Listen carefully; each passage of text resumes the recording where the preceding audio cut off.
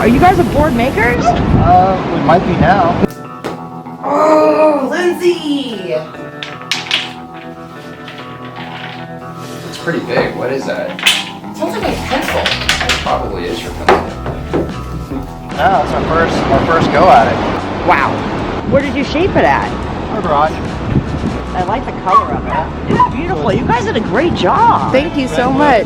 Cork Rails. Oh my god, it was so nice to meet you. So nice meeting you.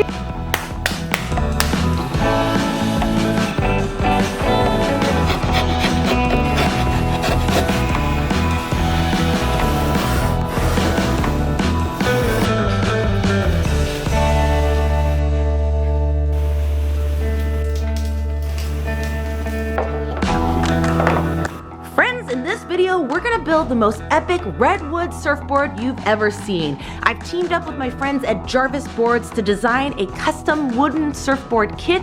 I also have my best friend and wonderful husband here to build with me. Without further ado, let's get to building a wooden surfboard. Okay, now that we have our strong back slash surfboard shaping table, let's unbox our Jarvis board kit, see all our pieces, and start working on putting it together. Got all my sections marked out on the center line so I know where the tabs will line up. So I'll glue it down right there. And then the tab that connects into it here, I'm gonna glue this upside down first, and then we'll flip it and connect it to the table.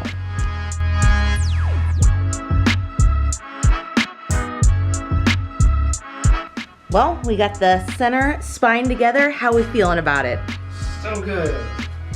Next up, we're gonna add the rails.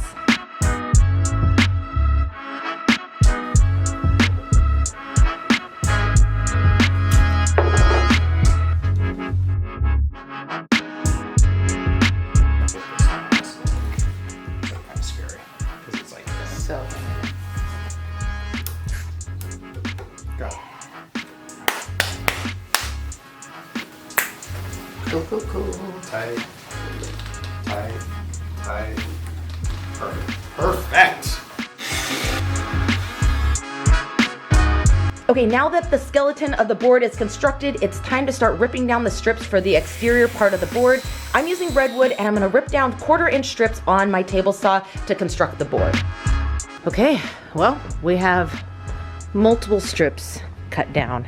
Got a little ombre effect going with the dark to light in the center, a couple extra ones to play with. We definitely made a mess out here, but it was a fun mess. Now to get to gluing. We used a polyurethane glue and some clamps to adhere each one of the strips to the skeleton frame. We ended up doing a little heat bending using the iron and some steam in order to get those boards to meet up with the nose, and a little duct tape just to ensure that it held down. The most time-consuming part of this whole project was the gluing of the strips. Each strip took about an hour for it to fully dry before we could unclamp it and glue down a new strip, so it was a lot of the hurry up and wait game. Okay, all of the bottom planks are glued down. We're gonna start unclamping it, cleaning up the little bit of squeeze out. Then I'm gonna do just a quick rough sand, and then we're gonna start cutting it from the table. All these tabs, we'll flip it over and rinse and repeat and do the same thing with the planks on the other side. Let's get to it. All right, we got a nice little sand done on it. It's just up to 80 grit. But next, all of these tabs that's connecting it to the table, we're gonna cut it, release it free. We'll cut all the tabs flush, and then we'll start cutting away this excess to shape out the board. Let's get to it. 5, 4, 3, 2, 1. Woo! Ooh, look at that. That's so cool.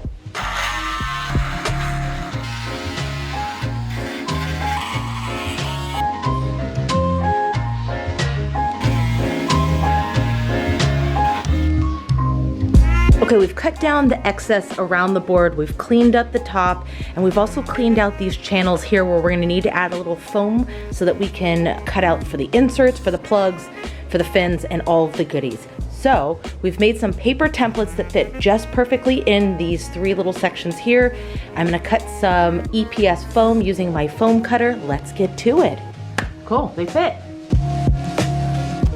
Okay, now that we got the foam secured in place, trimmed, flush, and beautiful, let's get the other planks on top. So we got our first board laid out, ready to go with some markings all the way down. Let's glue it and continue on with building this board.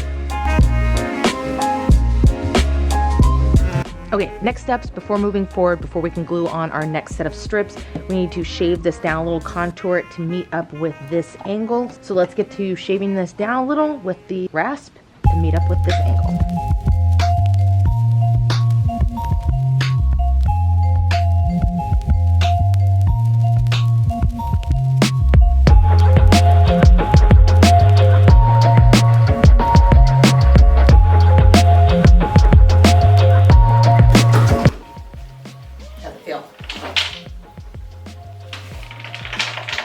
No!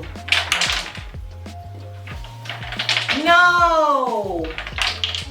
Did you put something in there? No! Should have done that on the last. Fuck. Oh well. No! Oh well. No! Oh well. No. God. So mad. I'm so sorry. Should have checked. It's I should have picked it up. I should have, like, it could have been like one of the yellow pieces of something.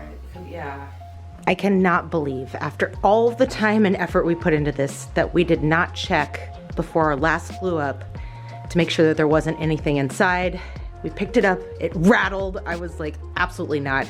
So I've just spent the last like 45 minutes using acetone and slowly peeling off this piece, only to find not one, but two of the little clamp piece. That's what was rattling around in there. Oh my gosh, it makes me so happy that I can get those out and we'll seal it back up. All right, let's use some tweezers, do a little operation to get this guy out. All right, now that the crisis is averted, it's time to get back to work and time to trim down the board flush using my oscillating tool and a flush trim router. Okay, we have a section at the nose and at the tail that I need to cut off that I wasn't able to get with the flush trim bit with the router just because of how tight it got in here and having a reference point. So I'm gonna cut that with my jigsaw and then we will clean it up and start adding the cork rails.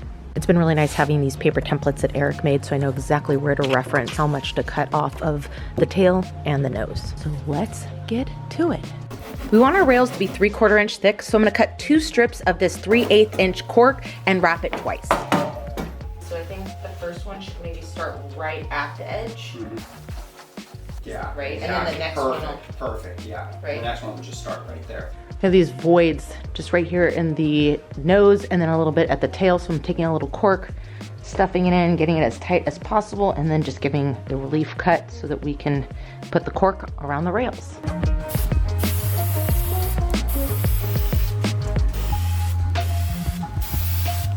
I think what we can do is tape the tip so we know it stays in that spot. We used a heavy-duty spray adhesive to adhere the cork to the wood part of the rails and a little tape and clamps to hold it in place.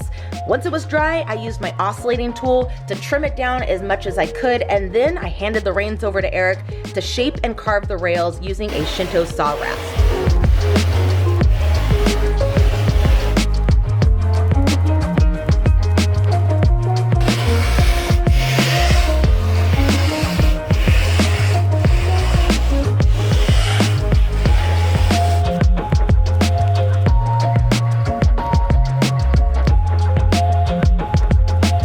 Just because I wanted to make our lives a little bit easier, I picked up this fin marker, which has been super helpful for laying out where the fin placement goes and the angle. I also picked up an FCS2 fin router jig to help with routering out the spaces for the fin boxes. Then I used some TotalBoat Fixo to set them in place. I also used my universal gauge and the dummy fins to keep them at the right angle.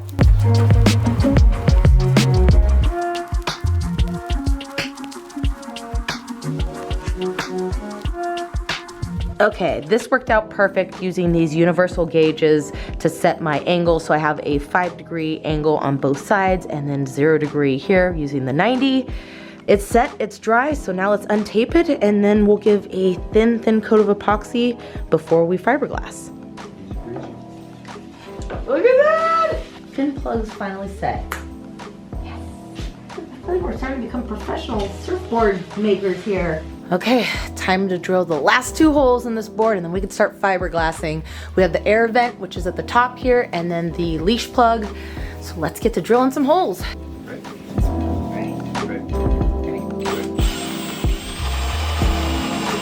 Because it's a hollow core board, it needs a vent plug to help release the air and the pressure when it's not in the water. Adding a thin coat of penetrating epoxy to the board before we fiberglass is going to help to ensure that we don't encounter any bubbles when we fiberglass.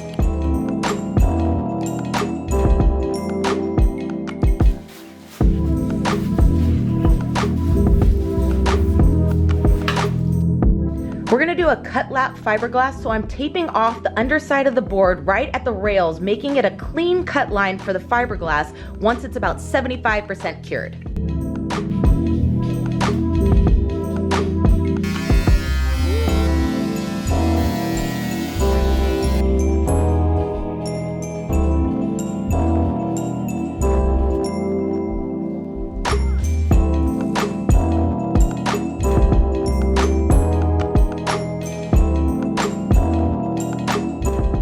Once the fiberglass was like 75–80% cure, it had a little bit of a play to it, but it wasn't tacky. I used a sharp razor blade to cut along the tape line, giving me a really crisp edge. And then I just hit it with a light sanding on the edge, flipped it over, and repeated the process.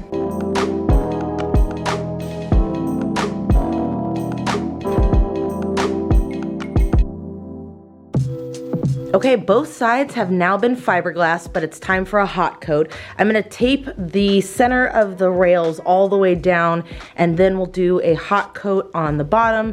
We'll let it cure, untape it, do the same thing, flip it over for the other side.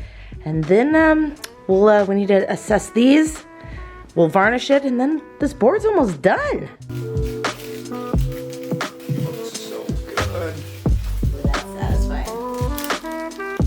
Okay, now that we are fully glassed and glossed, and look at that shine, it's time to get down to the air vent and the leash plug because they're sitting a little proud. I'm gonna use the Dremel and just kind of grind it down.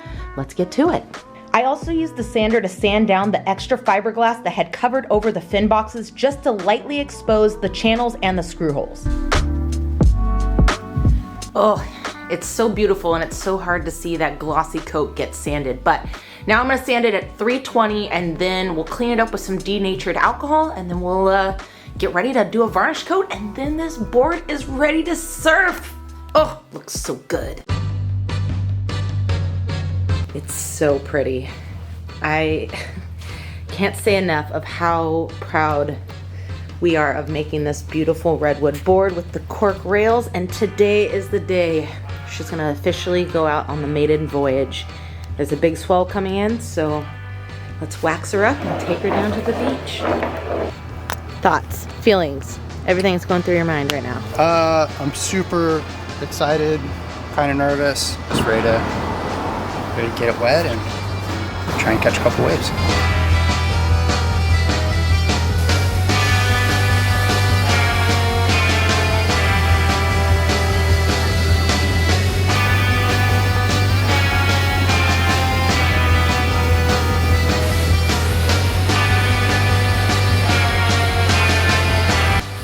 What an epic adventure this has been, building a wooden surfboard with my best friend and wonderful husband.